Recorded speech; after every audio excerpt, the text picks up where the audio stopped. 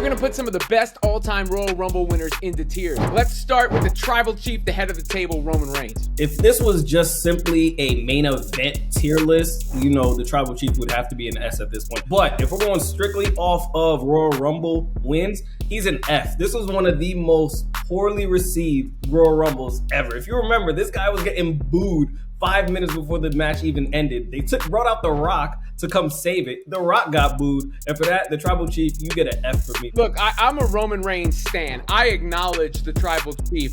Put your ones up.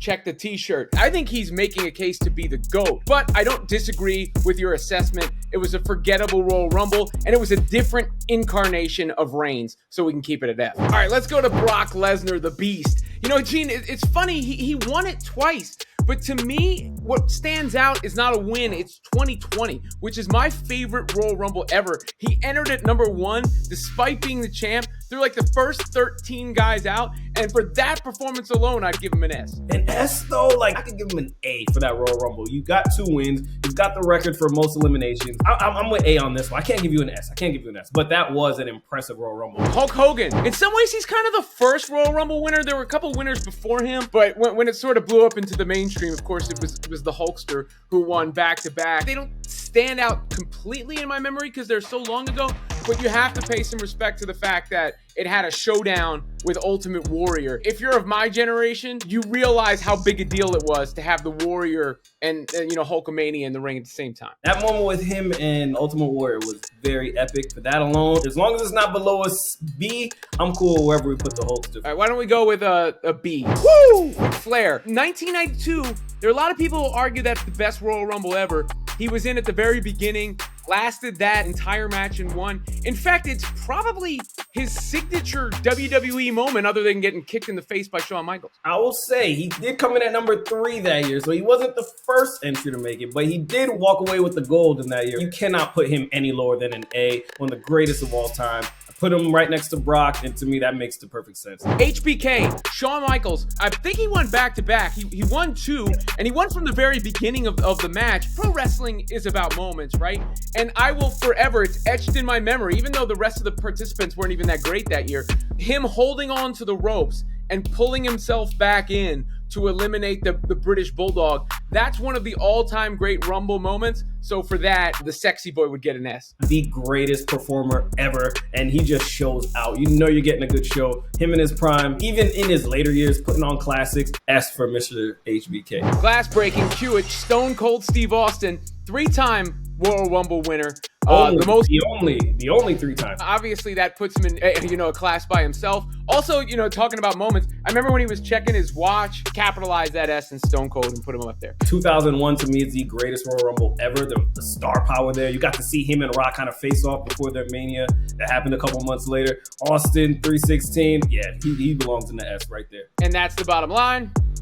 Stone Cold said so. Vince McMahon, Mr. McMahon, the boss, got himself a Royal Rumble win. He might be back in charge of creative sooner than we know, so maybe he wins it all again. To me, like, that's cool. It's a one-time pop kind of moment, but it doesn't really stand up historically, so I'd put it down to like a C or a D. Storyline-wise, it made sense, but as far as performance, C is being nice. But let's drop him to D. I don't care. All right, let's go to The Rock. One of the best ever, obviously. The most successful wrestler post-wrestling career ever. But his Royal Rumbles aren't the things that stand out to me. That's not like, when I think Rock, I don't think Royal Rumble. Rock star power is so big, he didn't really need Rumble wins to really elevate himself, which is also a testament to how strong his character was. If we're talking about Royal Rumble appearances, they're really forgettable. He won in 2000, the controversy with the Big Show that led to WrestleMania 2000. It was cool, but if we're being real, to me, he is the GOAT. I'm putting him right next to the Hulkster at B as far as Royal Rumble. What about C? Does he have that Hulk Hogan Warrior thing?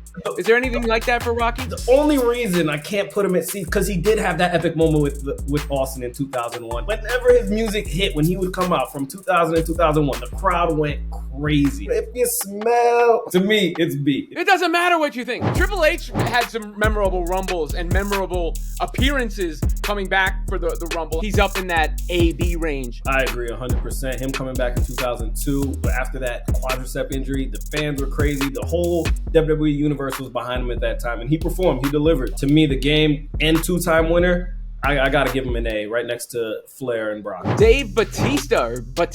They don't really stand out that much to me. I don't go back and go, that time Batista won the Royal Rumble, but there was the double elimination with Cena, right? And the fact the fans didn't want him to win another one. Yeah, I was gonna say that botched 2005 Royal Rumble was epic, man. People still laugh about it. And honestly, Vince tearing his quadrants kept going in there. The whole crazy finish. Let's go with C. It's open. Let's go with C. Rey Mysterio, memorable in the sense of they were honoring Eddie Guerrero, obviously. Like, it feels like Rey Mysterio has been wrestling since I was born and is still going strong now. So I give him some credit for that. He was in the match a long time.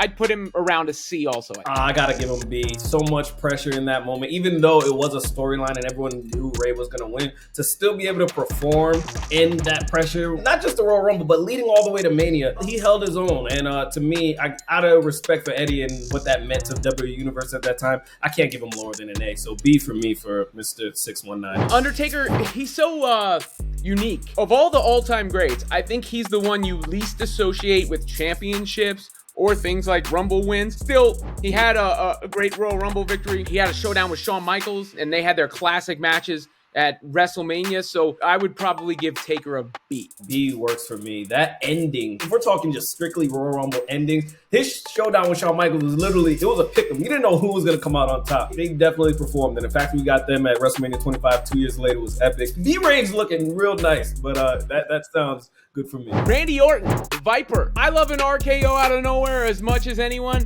but this is another one where I don't really recall the Royal Rumbles being etched in my mind, so I would put him down next to Vince or Batista or somewhere around there. Yeah, I'm with him with Batista in the C range. 2009, he was one of the hottest heels at the time, if not the best heel at the time, but it just felt like you knew what was going to happen. You knew he was going to win. He had legacy. He had the faction with him, and it just wasn't it for me. I thought they dropped the ball with him at that point. Edge's return in 2020 was a moment, but he didn't win that one. He did win the following year, but didn't result in a championship run or anything as far as I can remember. So I would give Edge a D. That's harsh, man. That return, even though he didn't win in 2020, when he came back after the neck injury, the pop alone was bigger than the actual ending of the Royal Rumble. All everyone was talking about at that Royal Rumble was the return of the rated R superstar. He's probably the first Rumble loser to be bigger than the actual winner. So for me, that's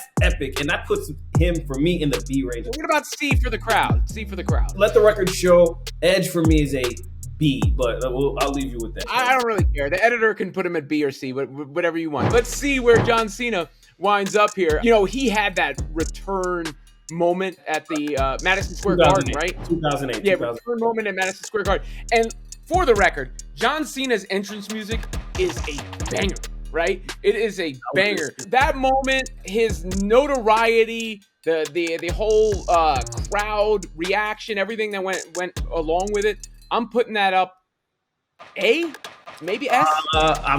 A. His 2008 return is probably the loudest pop you will ever hear. People still talk about it to this day. It's been like over 12 years. So for me, I'm cool with that, just off that moment alone, because no one knew he was going to come back. He came in, he faces off with Triple H, throws him out. It was just an epic moment. And if we're talking moments for Cena, honestly, it might be top 5 Cena moments. And that's saying a lot considering this guy has been the man for over a decade. If it's a top 5 Cena moment, is it not an S? You know what? 2-time winner, epic moment.